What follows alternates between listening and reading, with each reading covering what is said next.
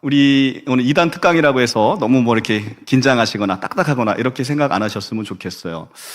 2단이라는 것은 사실은 우리가 1955년 천부교를 시작해서 대한민국에는 천부교가 무려 100만이나 빠져 있었습니다. 그러니까 우리 성도님들이 몇 명이 모여야, 우리 이 두란노 교회가 몇 명이 모여야 100만이 될까요?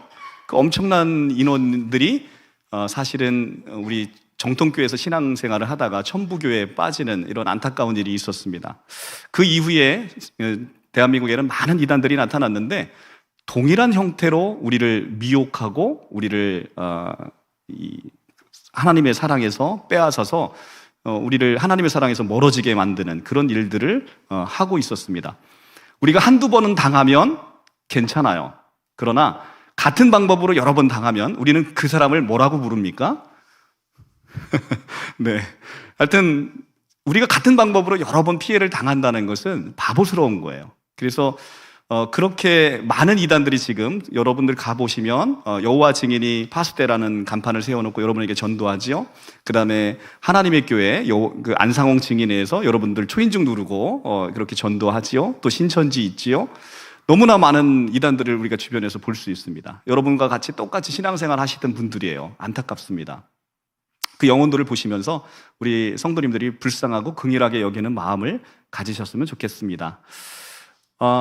오늘 이제 2단 특강이라고 해서 별게 있는 거 아닙니다. 여러분들 원래 내가 성품이 좀 게을러서 나는 성경 공부를 잘 못한다 하시는 분 이렇게 손 들어 보시죠. 예, 많은 분들을 손 들으시는데 이런 분들은 그냥 가셔도 돼요. 걱정 안 하셔도 됩니다. 2단에 빠질 일이 전혀 없어요. 2단에 미혹된다는 것은 철저하게 성경 공부를 월화목금해서 월화목금에서 한 3달 이상 이렇게 쭉 성경 공부를 했을 때 성경 안에서 있는 그것이 진리라고 믿고 미혹되는 거거든요. 그렇기 때문에 우리가 교회에서 하는 어떤 제자훈련 프로그램이라든가 성경 공부에도 잘 참여를 안 하시는 분은 사실은 2단에 미혹될 가능성이 거의 없다. 그러니까 푹 안심하시고 이렇게 계셔도 될 거예요. 그러나 중요한 것은 그런 분들은 뭐에도 안 빠진다? 복음에도 안 빠진다는 거예요. 그게 너무 안타까운 거죠. 내가 말씀을 들어야 복음을 알 거 아니겠습니까? 믿음은 들음에서 나고 들음은 그리스도의 말씀으로 말미암느니라. 내가 그리스도의 말씀을 듣지 않는데 내 안에 복음의 은혜에 젖어 있을 수가 없잖아요. 그렇죠? 그렇기 때문에 교회에서 하시는 이 말씀 제자훈련 이런 프로그램에 여러분들이 적극적으로 여러분들 참여하셨으면 좋겠어요. 내가 우리 사랑하는 성도님들에게 제가 한번 질문을 해보겠습니다. 여러분 예수님 사랑하십니까? 네, 씩씩하게 아멘 하시죠. 그러나 그러면 여러분들 말씀을 얼마나 자주 보십니까? 왜 대답이 없으세요? 말씀을 얼마나 자주 보십니까? 이 말씀을 내가 사랑한다. 예수를 사랑한다는 건 말씀을 사랑한다는 거예요. 말씀이 육신이 되어 우리 가운데 거하시는 분, 그분이 누구예요? 예수 그리스도이시죠. 우리가 말씀을 사랑한다는 것은 예수를 사랑한다는 건 말씀을 사랑한다는 거예요. 그런데 내가 일주일 내내 성경책을 한 번도 열어보지 않고 내가 당신을 사랑합니다라고 그렇게 하시면 여러분 연애하는 사람 같으면 귓보라지 한 대 맞습니다. 일주일 내내 연락 안 하다가 내가 당신을 사랑합니다라고 하면 여자친구가 한 대 때리지 않겠습니까? 그렇죠. 우리가 말씀을 사랑한다는 건, 예수님을 사랑한다는 것은 말씀을 사랑한다는 거예요. 그래서 우리가 이단들은 여러 가지 형태로 많이 나타나고 다양한 방법으로 우리를 미혹해요. 근데 그 다양한 것들의 경우의 수를 목회자조차도 사실은 그것들을 다 대응하기가 쉽지 않아요. 가장 좋은 방법은 내 것을 아는 거예요. 내 것을 알면 어떤 방식으로 들어오더라도 우리가 미혹되지 않습니다. 그런데 우리 지체들이 이단에 미혹되어 있는 이유는 내 것을 잘 모르기 때문에 그래요. 심지어 우리는 예수를 너무 몰라요. 우리가 예수교회예요. 그런데 날마다 예수 생명, 예수를 논하고 있는데 예수님이 누군지 모른다. 자, 지금 이단에 빠져 있는 그 성도님들이 대략 한 200만이라고 추산을 해요. 이단 상담소에서. 200만이면 어마어마한 숫자죠. 우리 천안시 인구의 한 3배. 네, 엄청난 숫자가 빠져 있습니다. 그리고 제가 어제도 여호와 증인을 만나서 상담을 했는데 너무너무 안타까운 거예요. 그런데 그 모든 이단이 공통적으로 오늘 모르고 있는 것이 바로 오늘 본문의 말씀이에요. 우리 여러분들은 어떠신가 제가 한번 보도록 하겠습니다. 제가 오늘 복음도 설교하고 이단이 가리키는 교리도 좀 알려드릴 거예요. 여러분들이 유튜브를 통해서 너무 많은 분들이 어떻게 이단들이 미혹하는지, 이단에 빠지면 어떤 피해가 있는지는 잘 아세요. 그런데 그럼에도 불구하고 이단에 계속 빠지는 것은 내 것을 몰라서 빠지는 거예요. 그래서 여러분들이 오늘 우리 것을 잘 알아야 되는데, 제가 이렇게 복음을 전하기도 하고 이단 교리를 전하는데 가끔 조시다가 깨셔가지고 제가 이단 교리를 전하는데 아멘 이렇게 하시는 분들이 있어요. 그러면 옆에 있는 분들이 굉장히 오해하시겠죠, 그죠? 그 아멘을 습관처럼 하셔가지고 또 이렇게 아멘이 가끔 이렇게 튀어나오거나 이러시면 안 됩니다. 분별하셔야 됩니다. 적어도 오늘 강의는 여러분들이 분별을 하셔야 되는 거죠. 네. 자, 그래서 오늘 긴장의 끈을 놓치지 마시고 괜히 졸다가 아멘 하셔서 상처받지 마시고 잘 한번 들어보세요. 자, 우리는 예수를 너무 모른다고 제가 말씀드렸죠. 이단들에게 있어서 가장 어려운 것이 바로 이겁니다. 삼위일체. 삼위일체는 사실 너무 어려운 주제이긴 합니다. 그러나 제가 여러분에게 삼위일체를 말씀드리려고 하는 게 아니라 너무 쉬운 질문을 드립니다. 우리가 우리 초등부나 우리 중등부, 고등부에게 여러분들이 한번 선생님이 계시다면 물어봤으면 좋겠어요. 예수님은 하나님의 아들이십니까? 하나님이십니까? 라는 질문을 던지는 거예요. 예수 그리스도는 하나님의 아들이십니까? 하나님이십니까? 이렇게 질문을 던지면 마치 우리가 두 개 중에 하나를 선택해야 될 것 같잖아요. 그죠? 그래서 제가 교회 가서 이렇게 한번 예전에는 초창기 때는 이렇게 손 들어보라고 했었어요. 근데 나중에 상처받아갖고 그거 안 하기로 했습니다. 하나님의 아들이십니까? 손 들어보세요. 그리고 뭐 대부분 다 들어요. 하나님이시다, 손 들어보세요. 그러면 한 반 이상은 안 들어요. 그러니까 하다 보니까 나중에 정답을 얘기하니까 상처받으시더라고요. 예수 그리스도는 하나님의 아들이면서 하나님이세요. 이 고백이 왜 중요한지를 여러분 제가 지금부터 설명을 드릴 거예요. 근데 모든 이단, 그 200만에 빠진 모든 이단은 예수 그리스도의 하나님 되시고 창조주 되심을 고백하지 못합니다. 거기서 출발하는 거예요. 왜 예수님을 하나님의 아들로 인정하지만 그분을 하나님으로 고백하지 못할 것인가? 그분이 하나님이면 그분을 끌어내릴 수가 없잖아요. 그분을 끌어내려야 그 자리에 누가 들어가요? 자기 교주가 들어갈 수 있는 거죠. 그래서 끊임없이 기독교 역사에서 4세기부터 아리우스라는 이단이 나타나서 예수 그리스도는 위대한 인간이고, 그리고 너무나 인류가 감히 범접할 수 없는 그런 사람이지만 그분은 피조물이다라는 이단이 나타나기 시작했던 거예요. 근데 그 이단이 지금까지도 여전히 한국 교회에 이단들이 써먹는 방법이에요. 예수 그리스도를 하나님의 자리에서 끌어내려야 자기 교주를 올라갈 수 있죠. 예수 그리스도의 하나님 되심을 고백하는 것이 왜 중요하냐면, 예수님을 하나님으로 고백하지 못하면 예수님은 당연히 뭐가 되는 거예요? 피조물이 되는 거예요. 왜 피조물이 되는지 이거조차도 이해를 못 하시는 분이 있습니다. 창세기 1장 1절은 누구나 암송하시죠? 태초에 하나님이 천지를 창조하시니라. 천지 창조를 누가 하셨습니까? 하나님.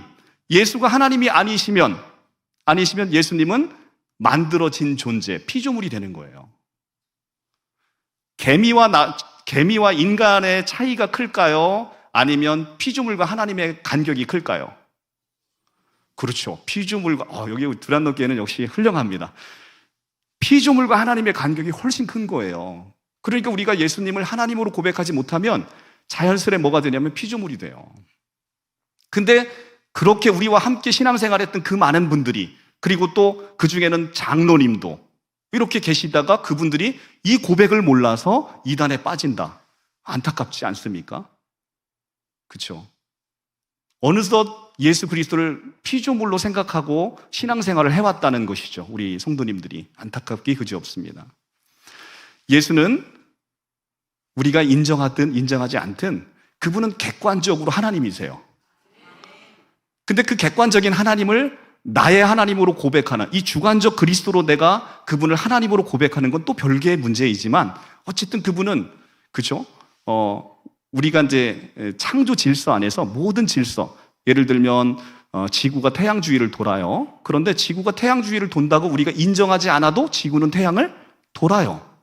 여러분이 예수님을 하나님으로 고백하지 않아도 그분은 하나님이세요. 그런데 우리는 그 객관적 그리스도조차를 이해하지 못하고 신앙생활을 해왔다는 것이죠. 이단들이 첫째는 예수 그리스도의 하나님 되심을 고백하지 못함으로 인해서 이단들이 써먹는 방법이 바로 이것입니다. 시대별 구원자라는 거예요. 지금부터는 제가 이단 교리를 설교할 거니까 아멘 하시면 안 됩니다. 지금은 이제 아멘 소리를 잠재우시고, 자, 이단들이 이렇게 얘기합니다. 하나님은 영이시기 때문에 시대별로 육을 들어서, 사람을 들어서 역사하신다라는 큰 전제를 이야기합니다. 영은 육을 들어 역사한다는 얘기죠. 영은 육을 들어 역사한다라는 주제를 가지고 쓰는데, 하나님은 반드시 영이시라고 해서 육을 들어 역사하시는 게 아니라 영이신 그 하나님의 능력으로도 사실 무궁무진한 역사를 일으킬 수 있는 거죠. 그러나 전제를 그렇게 딱 깔아버립니다. 아멘 안 하시는 게 정상인 거예요, 지금. 자, 그래서 이렇게 영은 육을 들어 역사한다고 하면서 시대별로 위대한 사람들을 선택하여 그 시대를 구원했다라고 얘기합니다. 아담 시대에는 아담을, 노아 시대에는 노아를 통해서, 노아의 홍수 사건을 통해서, 노아를 통해서 8식구를 구원함으로 인류를 다시 보존시켰고 인류를 구원했다라고 얘기해서, 노아 시대는 노아, 아브라함 시대는 그 우상 숭배 가운데 아브라함을 불러서 아브라함을 통해서 인류를 구원하셨고, 그리고 애굽에 있을 때는 모세를 통해서 인류를 구원했고, 또 여호수아 시대에는 여호수아를 통해서 가나안을 정복하면서 하나님의 백성을 구원했다라고 얘기합니다. 이것이 그 유명한 시대별 구원자라는 교리예요. 그래서 시대별로 하나님의 백성을 구원한 구원자를 세우셨는데, 예수께서 아담, 노아, 아브라함, 모세, 여호수아, 그 다음에 예수님 시대는 예수라는 사람을 통해서 인류 역사를 구원했다는 거예요. 그냥 언뜻 들으면 그럴듯하잖아요. 그렇죠? 성경의 역사에 있는 얘기를 그냥 그대로 하니까. 그런데 이 시대에 예수님은 돌아가시고 부활 승천하셔서 안 계시잖아요. 그럼 이 시대의 메시아, 이 시대의 구원자의 역할을 할 누군가를 또 세워야 되는 것이죠. 그 누군가로 세워진 사람이 바로 이렇게 신천지 이만희, 장길자, 이런 사람들로 세워지는 것이죠. 이것이 그 숭악한 노인, 우리 성도님들께서는, 우리 연세 드신 성도님께서는 잘 아시는 표현, 숭악하죠. 굉장히 숭악한 표현이에요. 이 시대별 구원자라는 교리는 정말로 사악한 교리입니다. 그래서 예수님을 시대별 구원자의 라인에 딱 놔요. 아담, 노아, 아브라함, 모세, 여호수아, 예수님. 시대별 구원자 라인에 딱 예수님을 놨습니다. 뭐가 잘못됐습니까? 예수님은 이 선상에 있을 수 있는 분이 아니잖아요. 그렇죠? 요 위에 계시고 모든 사람들이 오실 메시아를 기다린 바로 그분이잖아요. 그런데 교묘하게 요 선상에 놓잖아요. 그러면 예수님이 끌어내려진 거예요. 이미 끌어내려져서 예수님이 안 계신 그 시대에 자기 교주가 딱 들어가는 것이죠. 그러므로 인해서 어떻게 사람들이 저렇게 사람을 메시아로 고백할 수 있을까? 바로 이런 성경 공부를 통해서 시대별 구원자, 삼시대론, 비유풀이를 통해서 자기의 교주를 메시아로 만드는 거예요. 자, 이렇게 해서 메시아를 만들어서 그들을 섬기게 되는 것이게 되는데, 자, 어떻게 이렇게 말도 안 되는 것에 우리가 미혹될 수 있을까? 첫째는 우리가 구원의 확신이 없어서 그렇습니다. 구원의 확신이 없으면 날마다 여러분들은 흔들리는 믿음, 오랫동안 신앙생활해도 신실하신 권사님 이런 분들이 오랫동안 신앙생활 열심히 하셨어요. 돌아가시기 전에 목사님 손을 콕 잡고, 목사님 오늘 내가 구원받고 천국 갈 수 있을까요? 라고 말씀하시는 권사님이 계시답니다. 안타깝죠? 이미 구원받은 백성이 이 땅에서 천국을 살다가 가는 곳이 바로 천국이거든요. 그러니까 여러분들은 이미 구원받은 백성으로서 하나님의 나라에 와 계신 거예요. 천국에 와 계시다고요. 그것을 성경을 통해서 여러분들이 보셔야 됩니다. 성경을 통해서 여러분들 그걸 보지 않으면 구원의 확신이 없어요. 우리가 믿음이라는 걸 착각합니다. 너희는 그 은혜에 의하여 믿음으로 말미암아 구원을 받았으니 라고 이야기할 때, 우리가 믿음을 통해 구원을 받는다고 할 때 그 믿음을 나의 믿음으로 착각해요. 내가 하나님을 잘 믿어서 구원받는다고 착각해요. 그런 믿음을 생각할 때 우리는 늘 불안해합니다. 왜냐하면 우리는 늘 하나님을 신실하게 섬길 수 없기 때문에 그래요. 하나님을 신실하게 섬길 수 없는 게 우리의 본성이에요. 늘 하나님께 도망가고자 하지요. 하나님은 늘 우리를 간섭하시는 존재예요. 그러나 우리의 믿음을 생각할 게 아니라 하나님이 우리를 불러서 우리를 중생시키시고 하나님의 자녀로 삼으셨어요. 자기 자식을 포기하는 부모는 없습니다. 여러분을 끝까지 책임지신다는 거예요. 여러분이 도망갈지라도, 네가 사망의 음침한 골짜기로 네가 나를 피해 도망갈지라도 내가 너를 끝까지 찾아가겠다는 거예요. 내가 가서 너를 반드시 건져내겠다는 겁니다. 그래서 우리는 나의 믿음을 믿는 게 아니라, 내가 하나님을 믿는 믿음을 믿는 게 아니라 하나님이 우리에게 하신 약속을 믿는 거예요. 나의 연약한 믿음은 믿을 수 없지만 우리가 하나님은 믿을 수 있잖아요. 하나님이 반드시 너를 구원하겠다는 하나님의 약속은 믿을 수 있잖아요. 그래서 우리는 구원의 확신을 가질 수 있는 거예요. 그리고 우리가 구원론에 있어서 여러분들이 많이 이제 우리가 성경을 깊이 보셔야 될 게, 에베소서 2장 8절의 말씀을 보면 너희는 그 은혜에 의하여 믿음으로 말미암아 구원을 받았으니 라고 되어 있어요. 첫째는 여러분이 시제를 잘 보셔야 됩니다. For by grace you have been saved through faith 이렇게 되어 있는데, by grace라는 단어가 여러분들 잘 보셔야 됩니다. 우리는 by faith가 아니고 by grace에 의해서 구원받는 거예요. 그건 뭐냐면 하나님의 은혜로 받는다는 거예요. 믿음이 나의 공로가 될 수 없다는 거예요.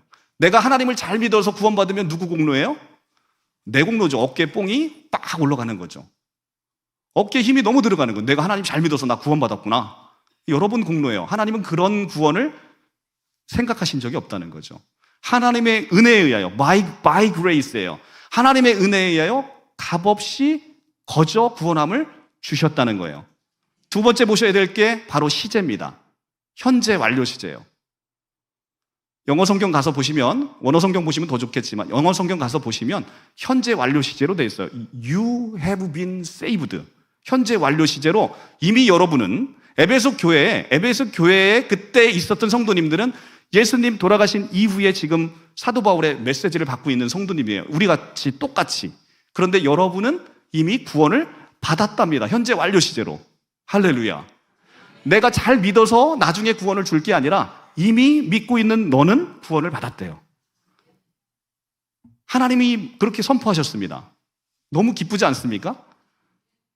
별로 안 기쁘신 것 같긴 한데 어쨌든 하나님은 여러분이 믿든 믿지 않든 구원을 받았대요. 그리고 또 하나, 세 번째 우리가 보셔야 될 게 수동태로 되어 있다. 수동태. 그러니까 구원은 내가 능동적으로 해서 받는 게 아니고 하나님의 은혜로 강권적으로 우리는 구원함을 받는 거예요. 그러니 얼마나 행복합니까?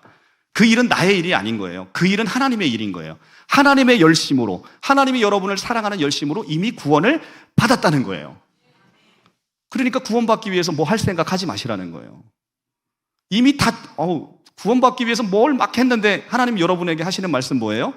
나 이미 너한테 줬는데? 나 이미 너한테 줬는데? 라고 얘기하시는 거죠. 그렇죠? 그러니까 우리는 너무 이 샤머니즘과 결합해서 우리의 믿는 바를 제대로 알지 못하고 있어요. 오늘 말씀에서 마태 16장 15절 16절에서 묻습니다. 여러분에게 묻습니다. 너는 나를 누구라 하느냐? 여러분에게 있어서 예수는 누굽니까? 그냥 여러분의 소원을 들어주는 지니입니까?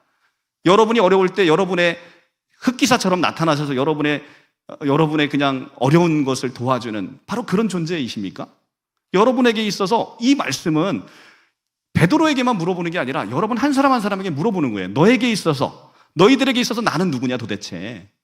일주일 내내 나는 너랑 얘기하고 싶은데 대화도 안 하고 있다가 교회 와서 하나님 아버지 찾으면서 막 너 하고 싶은 얘기를 따발총처럼 싸놓고 가는 너는 도대체 누구냐? 라고 물어보시는 거예요. 너는 나를 누구라 하느냐? 여러분에게 있어서 예수는 누구라 하느냐? 오늘 이 말씀을 여러분 잘 묵상해 주셨으면 좋겠다. 우리에게 있어서 우리에게 예수는 여러분이 믿든 믿지 않든 우리의 본질이에요. 세상에서 가장 감사한 게 뭐냐면 나의 본질이 내가 아니라는 거예요. 나의 본질은 그럼 뭐냐? 나의 본질은 예수 그리스도가 나의 본질이라는 거예요. 내가 본질이면 얼마나 소망 없습니까? 온갖 더러운 걸로 가득 차 있는 그 나의 정체성이 나의 아이덴티티다. 이건 저주받은 거잖아요. 그런데 나의 본질은 예수 그리스도가 너의 본질이야 라고 얘기하니까 이보다 더 큰 복음이 어디 있습니까? 여러분에게 있어서 너는 나를 누구라 하느냐? 하나님께서 이 예수 그리스도는 하나님의 아들이시면서 하나님이시며 우리의 모든 것 되신 것이죠. 우리의 본질 되신 거예요. 골로새서 3장 11절 그리스도는 만유신 거예요. 우리의 모든 거예요. 그래서 여러분의 모든 것 되신 그분을 날마다 만나고 날마다 교제하면서 그분과 연합하여 사는 것이죠. 자, 여러분은 우리 사도 바울이 얘기해요. 여러분을 흑암의 권세에서 건져내셨대요. 골로새서 1장 13절 그 아들 안에서 여러분을 흑암의 권세에 있던 여러분을 아들의 사랑의 나라로 옮기셨대요. 여러분 사랑의 나라로 옮기셨다는 시제도 현재 완료예요. 그래서 그 아들 안에서 여러분이 속량 곧 죄사함을 얻었도다. 얻을 것이다. 얻었도다. 얻었도다라고 돼 있어요. 얻었도다. 이미 죄사함을 얻었어요. 여러분의 흑암의 권세에 있던 여러분을 건져내서 아들의 사랑의 나라로 옮기셨어요. 죄인인 여러분을 의인으로 만들었어요. 그런데 죄인인 여러분을 의인으로 만들었을 뿐만 아니라 여러분에게 하나님의 자녀가 되는 놀라운 신분을 허락하셨어요. 그뿐만 아니라 하나님 가지신 거 다 네 거래요. 우리를 상속자로 세우셨어요. 하나님 가지신 게 얼마나 많은지 따져봐야 될 거 아닙니까? 그래야 내가 상속받을 재산이 얼마나 많은지를 확인할 거 아니겠어요? 그렇죠? 자, 여러분을 그 하나님의 본질이신 예수 그리스도에게 여러분을 시집 보낸대요. 그래서 여러분은 예수님하고 결혼하셨어요. 근데 내 신랑이 어떤 사람인지 모르고 결혼하는 사람이 예전에는 어르신들 가운데는 계셨어요. 그러나 지금은 어때요?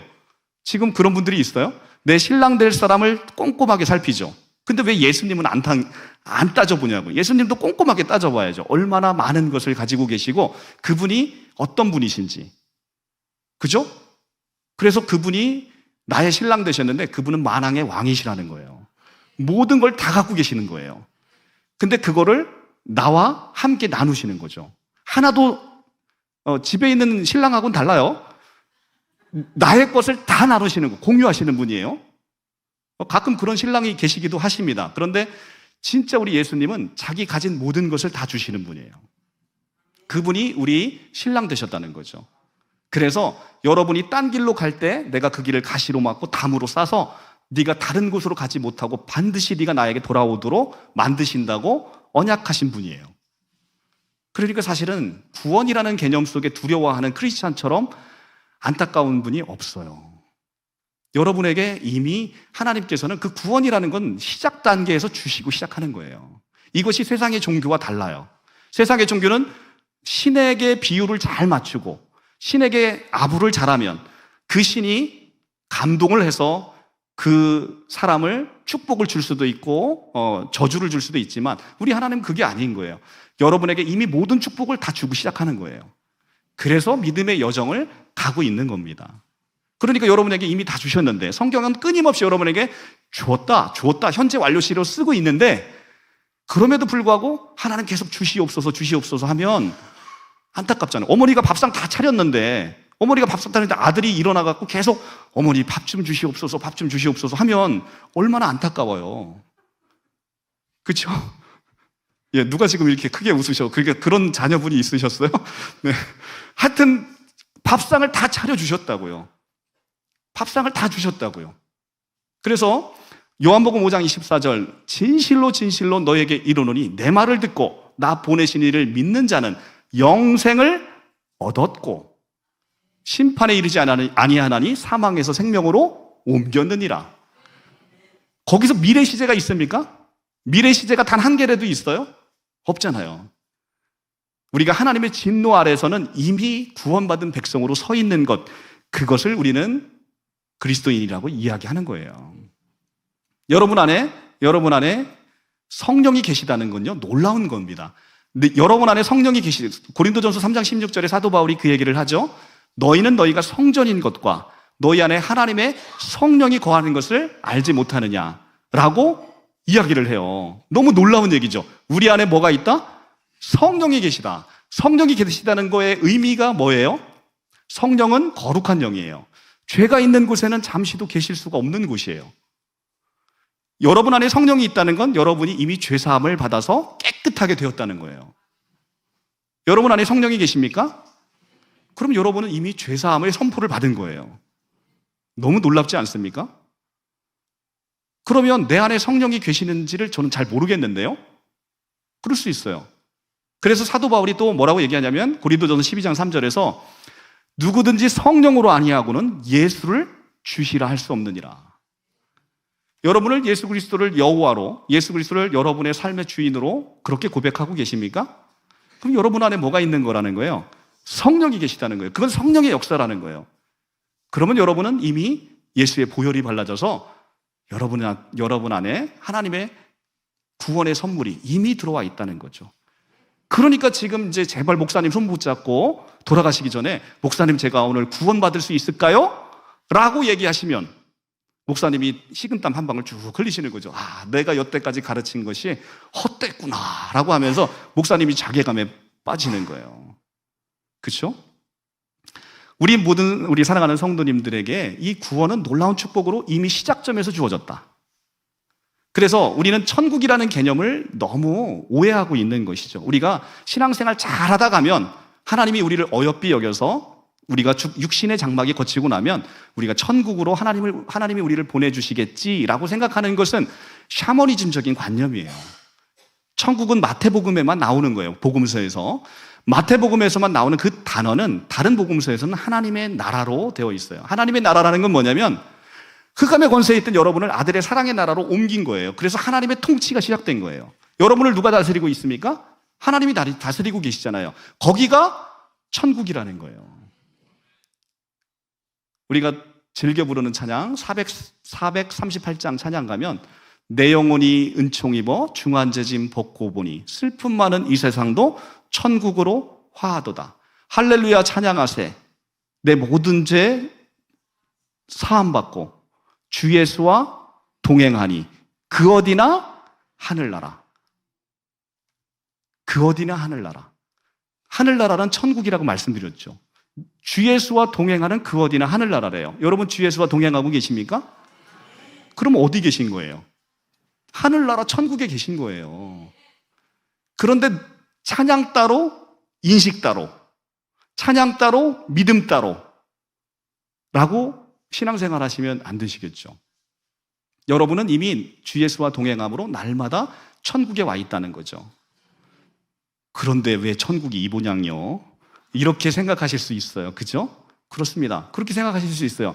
그러나 그것은 우리가 시간 안에 갇혀있기 때문에 그래요. 시간 안에 갇혀있기 때문에 우리가 영원한 나라, 하나님의 나라를 보지 못하는 것이죠. 우리는 시간 안에서 영원을 함께 살고 있는 거죠. 영원은 시간의 끝이 아니에요.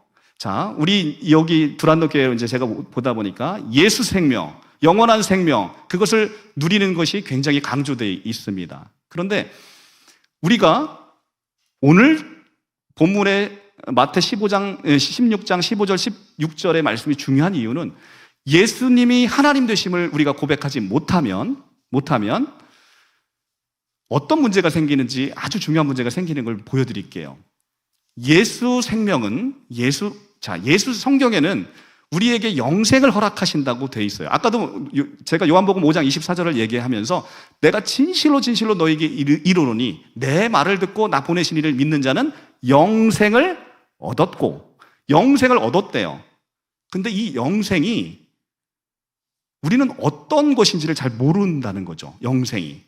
이 영생은 영원한 생명의 줄임말이잖아요. 근데 이 영원한 생명이 어떤 생명인지를 모르는 거예요. 그래서 성경이 뭐라고 얘기하냐면 이 영원한 생명은 예수 생명이야. 이 영원한 생명은 부활 생명이야. 이 영원한 생명은 새 생명이야.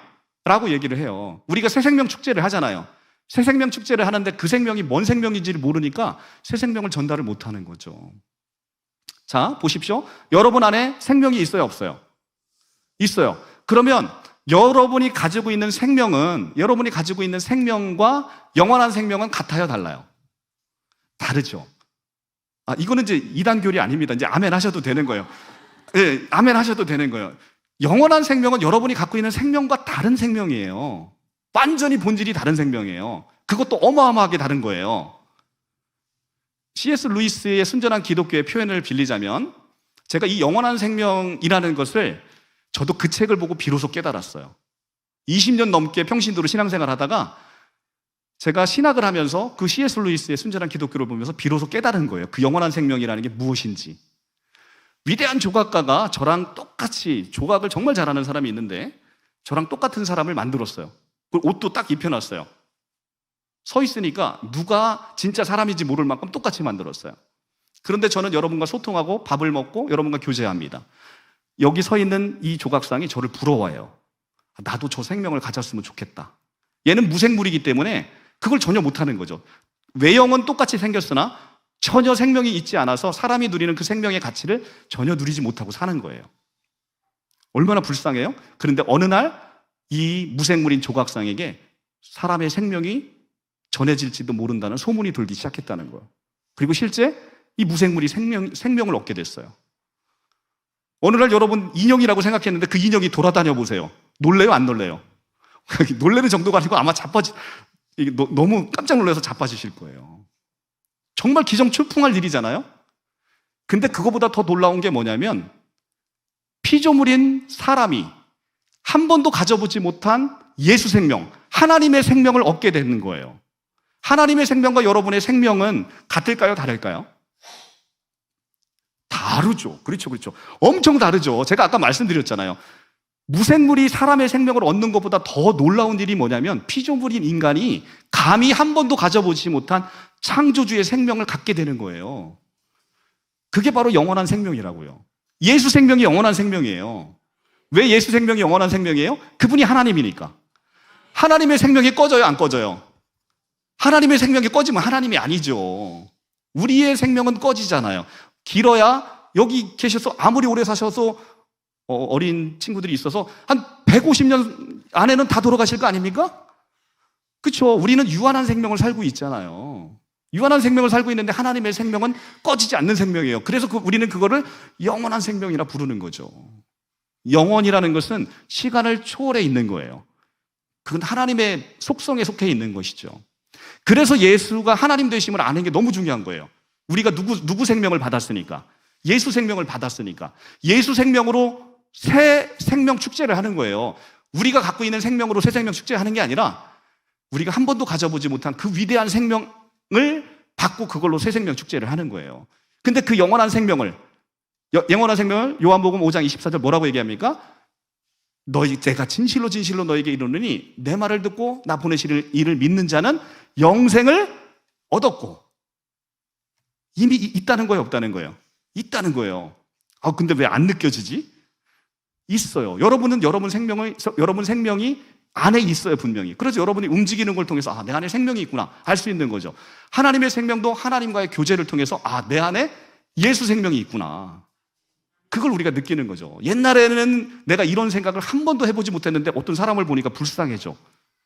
요번에 그 눈물의 여왕 보니까 그 주인공이 그러잖아요. 원래 그런 사람이 아니었는데 막 착해지고 싶어요. 막 착해지고 싶고 저 사람을 보니까 불쌍해져요. 그렇죠? 내 안에 무슨 생명이 들어온 거예요? 예수 생명이 들어온 거죠. 하나님의 생명, 영원한 생명이 들어온 거죠.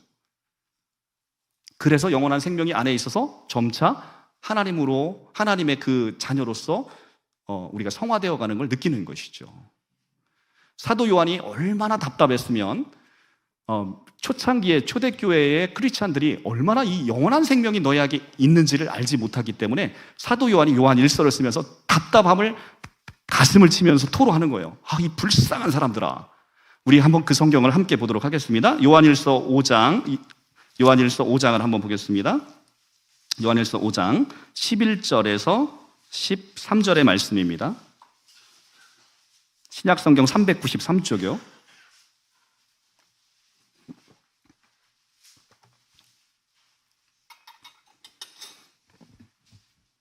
신약성경 5장 11절에서 13절 말씀 제가 봉독하겠습니다. 또 증거는 이것이니 하나님이 우리에게 영생을 주신 것과 이 생명이 그 아들 안에 있는 그것이니라. 아들이 있는 자에게는 생명이 있고 하나님의 아들이 없는 자에게는 생명이 없느니라. 내가 하나님의 아들의 이름을 믿는 너희에게 이것을 쓰는 것은 너희로 하여금 너희에게 영생이 있음을 알게 하기 위함이다. 지금 사도 요한이 요한일서를 쓰면서 사도 요한일서를 쓰는 목적을 여기다 밝히고 있어요. 왜? 뭐라고? 여러분 안에 뭐가 있음을 알게 하기 위해서? 영생이 있음을 알게 하기 위해서. 많은 크리스찬들이 내가 열심히 신앙생활하면 비로소 하나님이 나중에 영생을 줄 거라고 생각해요. 아니에요. 이미 영생을 주신 걸 알지 못하기 때문에 사도 요한이 가슴을 치면서 여러분에게 얘기하는 거예요. 내가 이걸 쓴 건 하나님의 아들이에게 있는 그 영원한 생명이 아들이 있는 자에게는 그 영생이 있음을 알게 하기 위해서 이걸 썼다는 거예요. 그래서 내가 이것을 쓰는 것은 너희로 하여금 너희에게, 누구에게? 너희에게 영생이 있음을 알게 하기 위함이다. 시제가 현재 시제예요. 여러분에게 지금 현재적으로 뭐가 있다는 거예요? 영원한 생명이 있다는 거예요. 예수님이 계신데 내 안에 영원한 생명이 없을 수는 없는 거예요. 근데 그 영원한 생명은 우리 생명하고는 차원이 다른 거죠. 그 안에는 뭐가 담겨 있습니까? 하나님의 존귀가 담겨 있어요. 하나님의 영광이 담겨 있어요. 하나님의 위엄이 담겨 있어요. 하나님의 머리 대심이 담겨 있어요. 하나님의 주권이 담겨 있어요. 하나님의 통치가 담겨 있어요. 그러니까 그 생명을 받은 자는 얼마나 귀한 분이에요. 여러분이 얼마나 귀한 분이에요. 하나님의 모든 위엄과 영광과 주권과 머리 대심과 통치와 주권을 다 받으셨으니 얼마나 여러분 대단하신 분이에요. 옆에 있는 분 쳐다보시고 대단하십니다 한번 하시기 바랍니다. 대단하십니다. 네. 여러분도 정말 이렇게 대단하신 분이라는 거죠. 이런데 성경을 안 보고 싶어요? 성경만 보면 이렇게 은혜로운데 성경을 안 보고 싶어요? 그렇죠. 여러분에게 지금 하나님께서 끊임없이 끊임없이 사랑의 속삭임을 말씀하시는 거죠. 너희 안에 이 영원한 생명이 있다라고 말씀드리는 거예요. 이단 특강을 하게 되면 보통 한 4시간, 5시간 해야 되는데 우리 성도님들에게 오늘 그렇게 하려고 제가 이제 딱 왔는데 목사님이 신신당부를 해서 1시간 안에 맞춰주셨으면 좋겠다 이렇게 말씀을 드려서 제가 오늘 성령론, 그 다음에 우리가 종말론, 그 다음에 부활, 재림론 관련해서 할 게 너무 많지만 그 다 생략하고 오늘 딱 2가지만 더 말씀드리고 이제 마치도록 하겠습니다. 자, 여러분들 누군가가 지금 재림 예수가 이 땅에 왔다고 얘기하는 사람들이 많아요. 재림 예수가 유독 대한민국에 많아요. 그런데 여러분들 예수님이 다시 오실 때 여러분이 모르게 올 수 있을까요? 없을까요? 없어요. 재림의 가장 중요한 표지는 뭐냐면 죽은 자의 부활이에요. 누군가가 내가 재림 예수다라고 얘기하면 여러분 반드시 물어봐야 될 것이 다윗은 어딨니? 아브라함은 어딨니? 이삭은 어딨니? 그리고 여러분이 신실하게 믿고 하나님의 나라에 가신 우리 부모님은 어딨니? 반드시 확인해 보셔야 되는 거죠. 예수님의 재림은 죽은 자의 부활과 함께 오시는 거예요. 그러니까 죽은 자의 부활이 없으면 여러분 누가 재림 예수다라고 얘기하면 그냥 여러분들 그냥 이렇게 거부하시고 이렇게 제대로 예수 믿으세요 하고 돌아오시면 돼요. 여러분 빼놓고 예수님 재림하지 않으십니다. 여러분을 이 땅 가운데 하나님의 진노 가운데 구원하러 오시는 분이 예수님이신데 여러분 모르게 올 수 없잖아요. 그러니까 그런 곳에 미혹되지 않으셨으면 좋겠습니다. 자, 그리고 오늘 제가 이제 여러분에게 그래서 몇 가지를 말씀드렸는데 그 중에서 이 영원이라는 개념을 조금 한 번만 더 설명을 드리고 마치도록 하겠습니다. 영원이라는 것은 제가 아까 시간의 끝에 이 현재 갖고 있는 목숨을 갖고 영원히 사는 게 아니라고 말씀드렸어요. 그죠? 우리 안에도 생명이 있습니다. 우리 안에도 우리 본연의 육신의 생명이 있어요. 그리고 하나님의 생명이 있는데 헬라어 원어 성경에 이름이 달라요. 하나님의 생명은 조에라고 부르고 우리의 생명은 푸시케라고 부르는 생명의 질이 다른 생명이 있어요. 그러니까 우리는 조에라는 하나님의 생명을 받은 거죠. 그러니까 피조물인 우리가 감히 한 번도 받아보지 못한 하나님의 생명, 영원한 생명, 새 생명, 예수 생명을 받았단 말이에요. 그래서 그 놀라운 신분의 변화가 일어난 거예요. 우리는 놀라운 신분의 변화가 일어났습니다. 그리고 놀라운 신분의 변화가 이미 예수님과 연합되어 있으므로 여러분은 이미 하나님의 거룩한 신부가 돼서 하나님의 보좌 우편에 함께 앉아서 온 우주를 통치하고 있다는 거예요. 얼마나 놀랍습니까? 이게 제 얘기가 아니라 에베소서 2장에 있는 말씀이에요. 그러니까 여러분은 정말 놀라우신 거예요. 우리 영부인께서 딱 그 대통령 옆에 가면 그 영광, 대통령이 받는 빵빠라밤빰빰 빰빠밤, 이거 군합 때 나와서 이거 하잖아요. 근데 이게 별 개수에 따라서 요걸 붙이는 거 혹시 아세요? 별이 2개가 사단장이 떴다. 그러면 빵빠라밤빰빰 빰빠밤 빰빠라밤빰빰 빰빠밤 빠바바밤, 그 다음에 이렇게 가는 거예요. 근데 별이 5개가 뜬 거잖아요. 지금 대통령은 별이 5개를 해서 5번을 합니다. 이 빵빠라밤빰 빵빠밤. 근데 그 옆에 누가 같이 있어요? 영부인이 함께 있죠. 예수님의 옆에 여러분이 함께 그런 모든 영광을 함께 지금 영원 안에서 누리고 계시는 거예요. 그러니까 세상에서 내가 썩어질 것을 위해서 계속해서 거기에 소망 두지 말고 살아가라고 사도 바울께서 계속 우리에게 얘기하는 이유가 그거죠. 우리는 이미 영안에서 모든 걸 다 얻은 사람이에요. 그러니까 여러분 나눠주셔야죠. 나눠주시고 여러분들 가지고 있는 이 생명, 여러분이 가지고 있는 생명 나눠주셔야 됩니다. 그러나 여러분이 지금 우리가 전도하지 못하고 우리가 내가 갖고 있는 복음을 자랑하지 못하는 것은, 내가 복음을 부끄러워하지 않으니 내가 이 복음을 자랑하지 못하는 결정적인 이유가 있는데, 이 영원한 생명의 가치를 몰라서 그런 거예요. 여러분이 얼마나 부자인지를 제가 예를 들어 설명해 드릴게요. 여러분들은 누구나 육신의 생명, 이 푸시계를 가지고 있잖아요.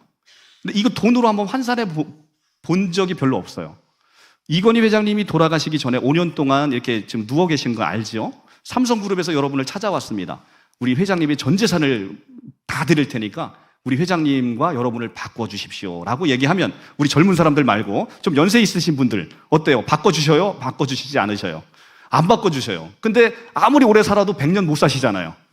100년 못 사는데 안 바꿔줘요. 그 이건희 회장님이 돌아가니까 재산이 공개됐죠. 19조 8천억.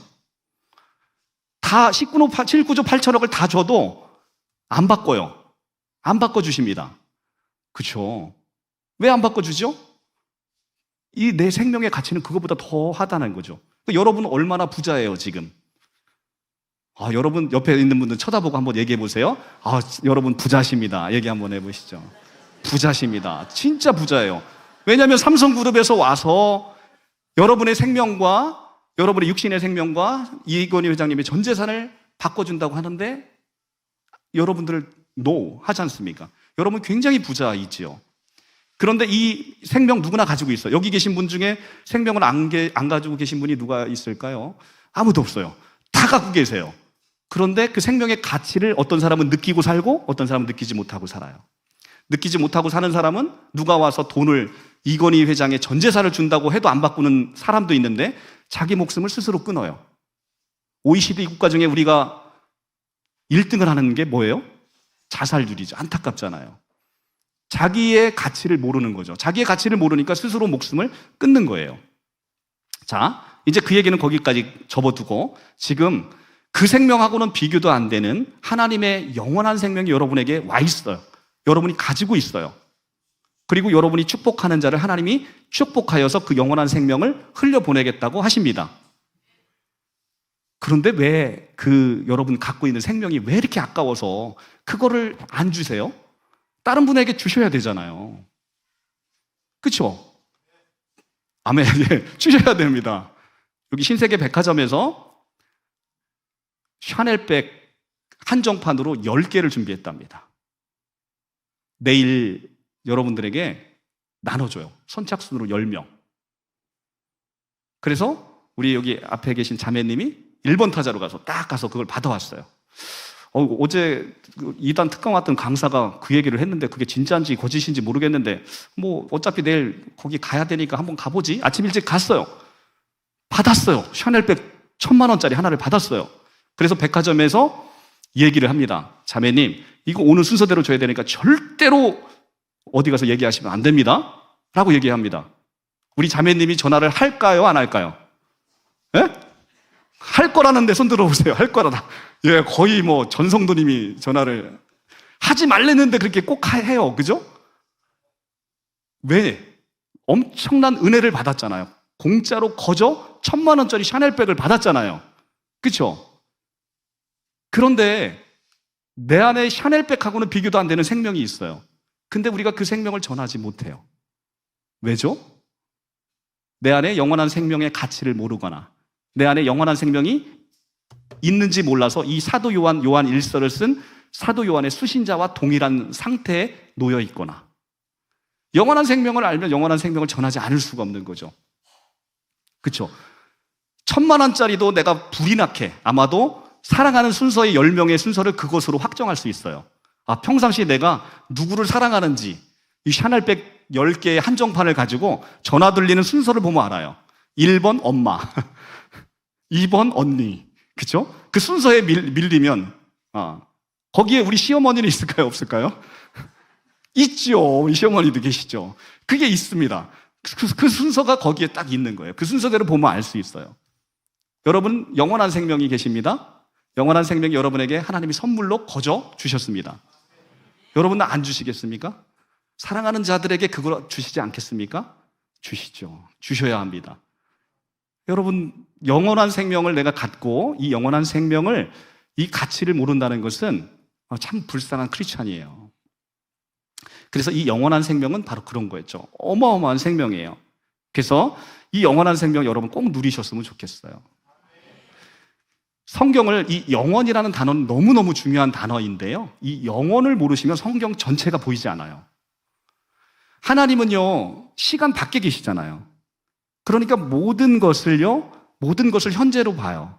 이게 바로 아우구스티누스가 이야기하는 영원한 현재라는 놀라운 이 신학적으로 우리에게 알려준 놀라운 진리입니다. 하나님은 시간 밖에 계시기 때문에 과거, 현재, 미래를 다 내다보세요. 다 내다보시기 때문에 우리의 미래를 하나님은 현재로 보시는 거예요. 그래서 예수님이 십자가에 달려 죽기 전에 최후의 만찬을 제자들과 하셨죠. 제자들과 하시면서 이제 제자들의 발을 씻기십니다. 수제자인 베드로의 발을 씻기고자 하니까 베드로가 거절합니다. 어떻게 스승인 예수님께서 내 발을 씻기시냐고 거절합니다. 예수님 말하시죠? 그럼 너와 내가 상관없는 자다 라고 하니까 베드로가 얘기합니다. 그러면 머리부터 발까지 다 씻겨달라고. 그또 예수님 말씀하세요. 이미 목욕한 자는 발밖에 씻을 게 없다고. 이게 웬 코미디 같은 얘기가 자꾸 반복되는지, 하여간 목욕한 자는 발밖에 씻을 게 없대요. 자, 여러분 한번 그 상황을 한번 생각해 보세요. 예수님은 하나님이시잖아요. 예수님이 하나님이라는 거 사실을 모르면 그게 지금 이해가 안 되는 거예요. 예수님은 하나님이시잖아요. 그럼 시공간을 초월해서 이미 시간 밖에서 베드로의 모습을 다 보고 계시잖아요. 그런데 최후의 만찬을 끝나면서 베드로가 네가 오늘 다 굴기 전에 나를 3번 부인할 것이다 이놈아 라고 얘기를 하세요. 베드로가 상처를 깊이 받았을 것 같아요. 나 같으면 예수님 이제 안 따라갈 것 같아요. 근데 어쨌든 상처를 받았어요. 근데 예수님이 베드로의 발을 씻길 때 조금 있으면 진짜로 도망가요? 안 도망가요? 도망가요. 원어 성경으로 보면 예수님을 저주하고 도망가요, 베드로가. 이제 베드로의 발을 씻기면서 나를 배신하고 나에게 저주를 퍼붓고 도망가는 베드로의 발이 보여요, 안 보여요? 네? 보이잖아요, 하나님이시니까. 그러니까 베드로의 발을 씻길 때 이 베드로의 발이 미워요, 안 미워요? 미워요. 그런데 조금 더 시간을 더 거슬러 가면 예수님이 십자가에 돌아가시고 부활 승천하시면 예수님과는 비교도 안 되는 거리를 베드로는 복음을 전하는 아름다운 발로 바뀌어 있어요. 그 예수님이 씻기는 발은 예수님을 위해서 발이 퉁퉁 부어있는 베드로의 발이에요. 그리고 결국은 십자가에 못 박혀서 피가 철철 나는 베드로의 발을 예수님은 씻기고 계신다. 요한복음 13장에서 그거를 읽어내지 못하면 우리는 아무 감동이 없는 거예요. 예수님께서 베드로의 발을 씻길 때 마음을 생각해 보세요. 나를 위해서 피가 철철 나는 베드로의 발을 지금 씻기고 계신다. 예수님이 어떤 고백을 하셨을까요? 미안하다, 고맙다, 사랑한다, 나의 베드로야 라는 고백을 하지 않았겠냐는 거죠. 그렇죠? 우리의 삶이 이래요. 우리의 삶이 지금은 낮아져 있고 지금은 죄악 가운데 빠져 있고 지금은 내가 하나님의 모습으로 제대로 서 있지 못할 수 있어요. 그러나 하나님의 눈에는 여러분의 미래까지 현재로 보시면서 아름답게 나를 위해서 충성된 종으로 살아간 여러분의 모습 함께 보이면서 여러분에게 지금, 미래가 아니고 지금 고백하시는 거죠. 미안하다, 고맙다, 사랑한다 라는 고백을 하시는 거죠. 시간 안에서 이걸 읽어내지 못하시면 성경이 제대로 보이지 않는 거예요. 오늘 말씀을 정리하겠습니다. 여러분이 이단에 빠지시는 이유는 성경을 너무 몰라요. 성경을 모른다는 것은 말씀을 모른다는 것이고, 말씀을 모른다는 것은 예수를 누군지 모른다는 거예요. 오늘 예수님이 여러분에게 물어봅니다. 너는 나를 누구로 하느냐? 이 질문은 굉장히 중요한 질문이에요. 여러분의 삶에 있어 예수는 누구이십니까? 단지 나의 삶에 필요한 진리가 아니었는지 우리에게 묻고 있는 것이죠. 그분은 나의 그리스도시죠. 나의 그리스도라는 건 그분이 나의 삶의 구세주고 나의 삶의 전부라는 거예요. 여러분의 본질이라는 것이죠. 그분이 오셔서 여러분의 그 나약한 생명을 이제는 삼켜버리고 하나님이 영원히 꺼지지 않는 영원한 생명을 주셨다는 거예요. 이미 구원하셨다는 거예요. 이미 하나님의 나라에 오셨다는 거예요. 이미 천국에 오셨다는 거예요. 내 주 예수 모신 곳이 그 어디나 하늘나라라는 곳에 오셨다는 거예요. 이래도 구원의 확신이 없습니까? 이래도 구원의 확신이 없어서 우리 교회에서 말씀이 조금 부족하면 어디 가서 기웃기웃하다가 여기 가면 내가 구원의 확신이지 뭘까? 내가 하나님이 나를 지금 이쁘게 보실까? 여기 가면 내가 좀 뭔가 영생을 얻을 수 있을까? 이렇게 돌아다니다가 이단에 그냥 훅 빠지는 거예요. 이미 구원받은 백성이, 이미 하나님의 영생을 받은 여러분이 지금 여기서 아름답게 하나님의 사랑 가운데 아름다운 공동체로서 신앙생활 하신다는 거죠. 제 얘기가 아니고 성경의 한 절 한 절을 찾아보시면 이미 내가 구원받은 자로서 얼마나 위대한 사람으로 서 있는지 여러분이 정확하게 보실 수 있습니다. 여러분들은 그렇게 놀라운 자격으로, 놀라운 신분으로 지금 영원에서 살고 계시고 시간을 살면서 영원을 함께 사시는 것이죠. 정말 놀라운 여러분의 신분을 발견하게 됩니다. 좋으시죠? 그래서 저도 좋습니다. 그래서 제가 이렇게 아름다운 복음을 조금이나마 전하기 위해서 다니는 것이고, 이단의 회복 피해 있는 사람들을 빼내기도 하고, 빼내신 분들을 회복시켜서 개교회 섬기시는 원하시는 교회로 또 돌려보내기도 하고, 그렇게 하고 있습니다. 우리 사랑하는 우리 두란노 교회 우리 성도님들께서 이렇게 아름다운 복음으로 이제 제가 이제 서두에 여러분에게 드렸던 질문을 다시 한번 드립니다. 자, 여러분들 교회에서 하는 제자 훈련, 말씀 훈련, 이게 되어 있지 않으면요, 우리 신앙은 철저하게 여러분들에게는 짐이 되는 거예요. 예수님은 이 땅에 종교를 없애러 오셨어요. 그런데 끊임없이 여러분은 종교 생활을 하고 있다는 거죠.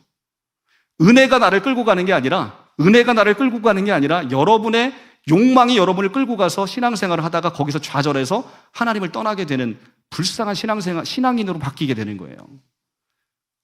왜? 진리를 모르니까. 진리를 알지니 진리가 너희를 자유케 하려라. 진리를 모르니까 내 안에 자유함이 없어요. 진리를 알면 진리가 여러분을 자유케 하실 겁니다. 그러니까 이제 뭐 하셔야 되겠습니까? 말씀을 사랑하셔야죠. 말씀을 사랑한다는 건 예수님을 사랑한다는 겁니다. 그래서 제가 목사님한테 제가 이렇게 부탁을 받고 여러분에게 제자 훈련 이렇게 참석하라, 교육 참가 이런 얘기하는 거 아니에요. 우리 그런 얘기 절대 나누지 않았습니다, 목사님, 그죠? 우리 성도님들이 그런 부분들의 말씀을 정말로 배우셔서 진리 안에 점점 채워가실 때 정말 어떤 이단을 만나도 흔들림이 없고요, 그들의 영혼이 불쌍한 거예요. 이미 우리가 다 가진 것을 저들은 그걸 받겠다고 그렇게 노력하고 결국은 사기당하고 포기하게 되는 것이죠. 우리가 이미 다 얻은 거예요. 우리 하나님은 바로 그 놀라운 하나님입니다. 여러분에게 모든 것을 다 주셨습니다. 할렐루야. 네, 기도하겠습니다.